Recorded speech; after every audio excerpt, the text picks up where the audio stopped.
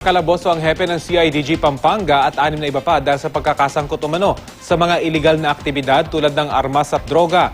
Nang salakayan ng kanyang tanggapan, nasamsamang ilang baril na walang lisensya at mahigit 2 milyong piso na galing umano sa droga. Mula sa Quezon City, may ulat on the spot si Jamie Santos.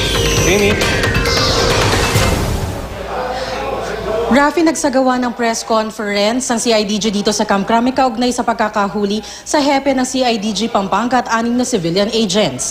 Sangkot umano ang hepe ng CIDG Pampanga sa mga irregularidad na aktibidad gaya ng pagkakanlong sa mga kriminal, loose firearms at illegal na droga. Sa bisa ng search warrant, sinalakay ng CIDG Anti-Organized Crime Unit ang CIDG Provincial Office sa Pampanga para ihain ang search warrant sa hepe nito na si Police Chief Inspector Bienvenido Reydado.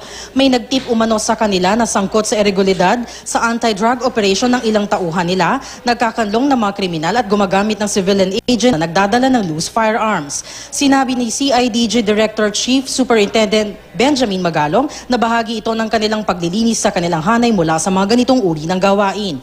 Kaya sa bisa ng search warrant ay hinalughog nila ang naturang opisina at nakuha rito ang 3 M4 Armalite, 1 submachine gun at 7 pistola. Karamihan umano rito ay walang lisensya at iba naman ay pasuna. Nakarecover din daw sila ng 2.6 million pesos cash sa loob ng vault na pinapaniwala ang galing sa illegal na droga. Trabaho raw ng grupo ni Reydado na manghuli ng mga Chinese drug lords. Kapag nakuha na nila ang mga droga at pera, pinapatubos nila ito sa Chinese drug lords pero pinapakawalan nila ito at hindi na binabalik ang mga droga at ibinebenta nila ito. Nag-ooperate daw ang grupo nito sa Bulacan, Pampanga at maging sa Maynila.